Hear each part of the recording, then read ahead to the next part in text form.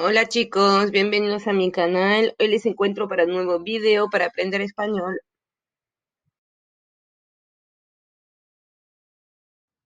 Suscríbete al canal para ver todos mis videos. Aujourd'hui, nous allons voir l'obligation personnelle, la obligation personnelle. Quand on dit par exemple en français, je dois faire ci, je dois faire ça, c'est-à-dire que le sujet a une obligation.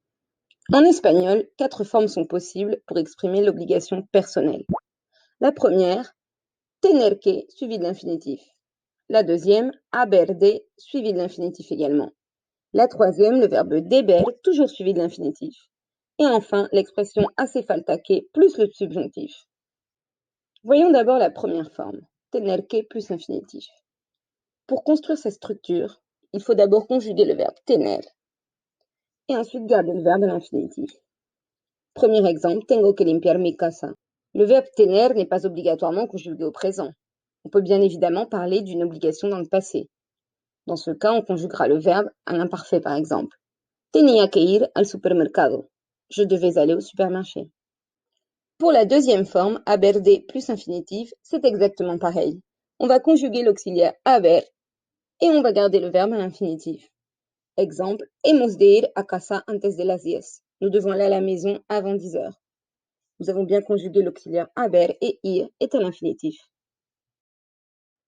Deuxième exemple, habrás de comer más sano. Tu devras manger plus sain. Vous remarquez donc que l'auxiliaire haber peut lui aussi être conjugué à un autre temps que le présent. Ici, j'ai choisi de mettre le futur. La troisième forme est peut-être la plus simple, car c'est celle qui est identique au français, le verbe deber qui veut dire devoir, suivi de l'infinitif. Premier exemple, debo llegar temprano a la escuela. Je dois arriver tôt à l'école.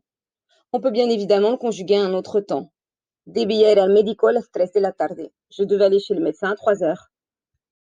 Voyons maintenant la dernière forme pour donner l'obligation personnelle. Hace falta que, suivi du subjonctif. Il n'y a en réalité pas qu'une seule forme. On peut dire hace falta que, es preciso que, es menester que, es necesario que. Toutes ces formes veulent dire la même chose et elles sont suivies du subjonctif. Ces 4 expressions ont le même sens.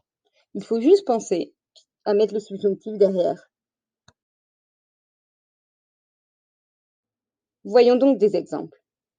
Hace falta que hagas tus deberes. Tu dois faire tes devoirs. Nous avons bien hace falta que, suivi du verbe hacer au subjonctif. Ici, c'est le subjonctif présent. Pour le deuxième exemple, c'est pareil. Es necesario que hagas tus deberes. Le verbe hacer est au subjonctif présent. En revanche, pour le dernier exemple, nous avons choisi de parler d'une obligation dans le passé. Era preciso que hicieras tus deberes. Comme le verbe ser est un imparfait, le subjonctif doit être celui de l'imparfait.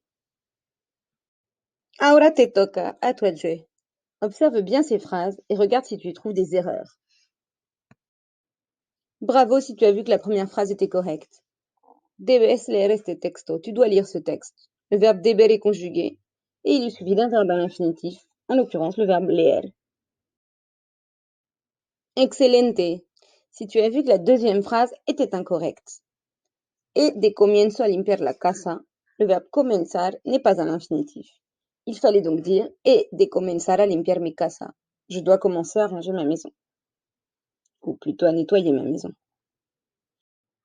La dernière phrase était elle aussi une erreur. Hace falta que hago mi tarea de inglés. Le verbe hacer a été conjugué au présent de l'indicatif. Alors qu'après hace falta que, il faut le mettre au subjonctif. Il fallait donc dire hace falta que haga mi tarea de inglés. Il faut que je fasse mon devoir d'anglais. Bravo si tu as repéré cette erreur. Buenísimo. Ahora sabes cómo funciona la obligación personal en español.